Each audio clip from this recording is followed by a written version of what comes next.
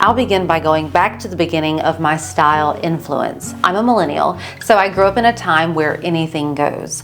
The beauty and fashion trends were opposite of polished, extremely low-rise bell bottoms, dark orangey foundation, very messy tousled hair. Your outfit didn't need any rhyme or reason. A well put together outfit was very foreign to me. One of the biggest factors was, did the outfit make you look smaller than you are? Unfortunately, I carried this mindset around clothing with me into adulthood. And then fast forward to 2019, I remember stumbling upon a style video. It was my first interaction with style content. I believe it was an Audrey Coyne video. And at that moment, I decided that I too would like a sense of personal style. I felt like I was getting to the age where I should have a better wardrobe and I should know what I like. And I decided to film it. I remember it being a very raw process. I showed everything, even my dirty closet. I was so, I don't want to say naive, but I didn't really safeguard myself from the potential of negative online comments or activity. I just showed it all, and thankfully I have rarely received a bad comment all these years. One or two. One, I remember being over the top. It was a couple paragraphs. At this point in my life, I owned skinny jeans, straight pants, and lots of long shirts. And it's funny because when skinny jeans first re-entered into society, I was very resistant. I was coming off of bell bottoms. I didn't want to do it. But then at some point, that's all you could find in the stores. That's what the retailers were selling. So I relented. And then I didn't mind so much because I had this one pair of American Eagle jeans. Back then, American Eagle jeans were the jeans. And these weren't super skinny. They got skinnier as time went on. This is the first re-entry. They were just skinny, straight, tapered at the ankle, but these fit perfectly. They were a mid-rise, they were comfortable, and I wore them until the inner thighs shredded. Then as time went on, they turned into jeggings, which is a cross between a jean and a legging. That's how tight they were. And I remember going into American Eagle just to see if they had, I think they were called the Artists. Even before this, I was still wearing American Eagle, but they were bell bottoms, and I believe the style was called the Artist. I wanted to see if they had any more. Everything was jeggings, and the girl working there told me you can only get the different styles online. We mainly sell the really tight skinny jeans and the jeggings in store. This was also the year of gray. Everything was gray. Interior design, the walls were gray, most of my clothes were gray, and even if they weren't gray, they were cool toned. I remember having this icy lavender tunic style shirt, and when I would go back to edit my videos, I would wonder why I had an ashen look to my skin tone. My bags were standing out, and it's because I was wearing such a cool color against my neutral warm skin tone. At this point, I started deep diving into color season analysis, the Kibbe Image ID. I was heavily influenced by minimalism and capsule wardrobes and all neutral wardrobes. It was such a turnaround from the wacky fashion that I grew up with. I thought I couldn't make a bad outfit out of an all neutral wardrobe. I did in fact make many bad outfits. In the meantime, skinny jeans were phasing out, so I decided to try a pair of bootcut jeans. They were Wit and Wisdom, aka Democracy, and they were their signature itty bitty boot cut. And I just remember being amazed at how much more balanced my proportions looked as opposed to the skinny jeans. I'm already kind of an inverted triangle. I just have a lot more presence on the upper half of my body. So the skinny jeans really reinforced that. And that was what I was used to seeing. So this brand new silhouette was refreshing, and it opened up my wardrobe. I could now experiment with tops that weren't down to my knees. So all of this together, the silhouette I was tired of, the wrong colors in my wardrobe, I just got rid of everything. I went on to kind of live in a place of tank tops and blazers or tank tops and dress shirts. I played around with florals and stripes and even crop jeans, and these were the 70s clam digger edition.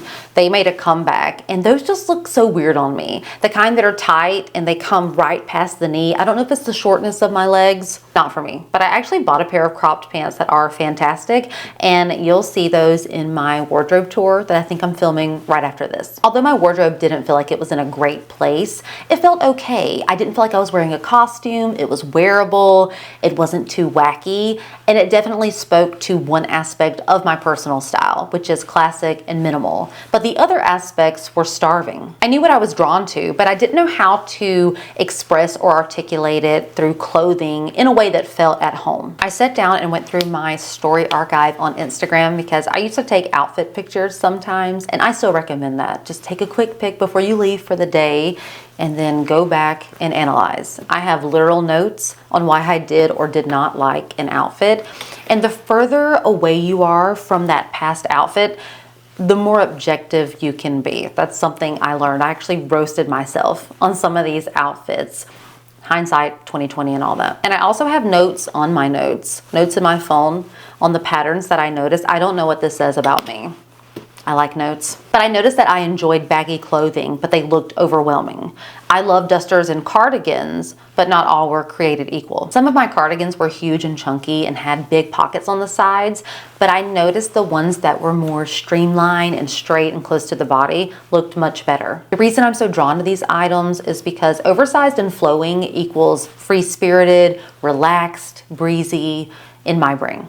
These words already encapsulate a certain style. It's called bohemian. It just took a little bit for my brain to put the two together. I also still really like oversized dress shirts and linen pants in neutrals, which is classic, and I feel like my baseline will always be classic. My dream hair is long and parted down the middle and free-flowing. I think flare jeans are the coolest jeans. I wore a flower crown and a boho dress on my wedding rehearsal. I like corduroy and platforms. I don't really wear platforms, but I like them. Obviously, these elements that I like are influenced by the style of the 70s. So now I'm getting somewhere. I'm finally figuring out what I like, but stepping out of my current style felt so foreign to me. I thought I needed a plan and all of these careful strategies when I really just needed to go try it on.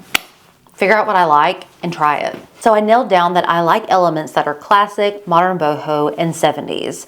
Now, how do I translate this into an outfit? Take a duster, for example. I noticed looking back at outfits, I had this one duster that was very free-spirited and boho, but it was just really big. It looked like I was wearing like a prayer shawl. Nothing wrong with that.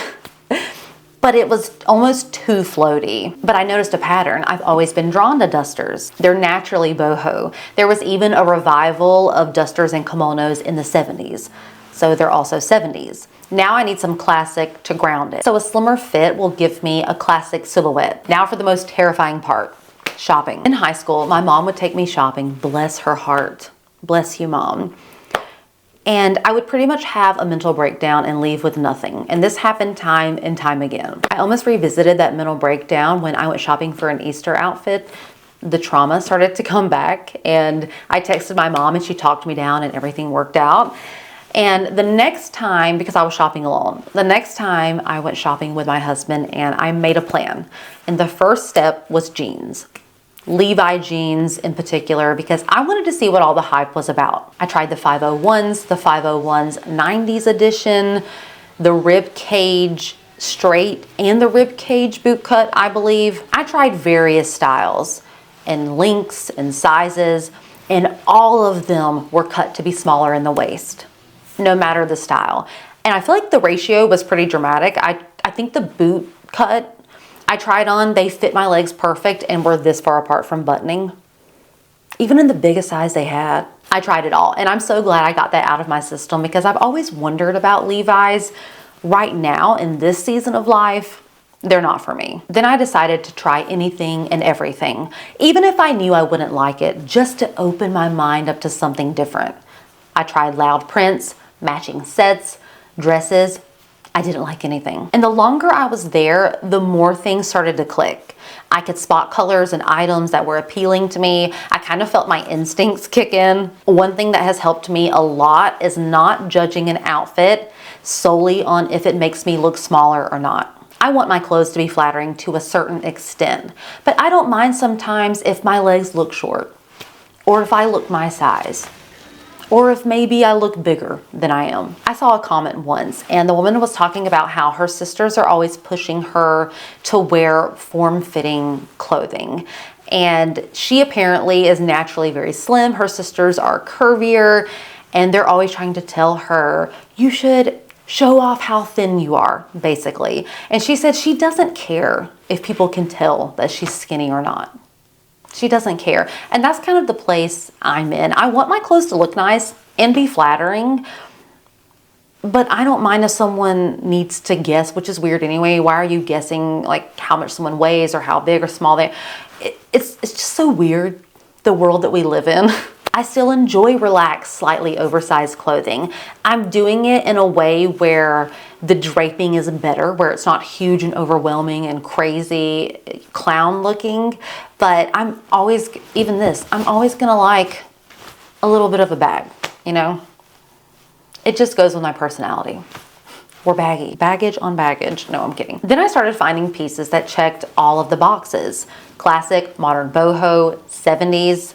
I even bought a dress, and it's the perfect dark autumn color palette. It's floral, but not huge floral prints, not over the top. It's understated. It comes to my knees, but it covers my arms. I do need shoes for it. That's a major gap in my wardrobe right now. Summer is fast approaching, and I don't even have any sandals. I have some specific ones in mind, and I would also like to add a pair of either cream or brown tennis shoes. The sleek kind, not a workout shoe, not a dad shoe, the sleek kind. I feel like that would go very far in my wardrobe.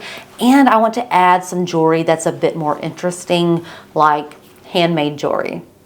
But I feel like I'm in a really good starting place with my wardrobe. It feels like me. And I think that's the most important thing, that you feel at home in your clothes. Staying at home, turn off the phone, I will listen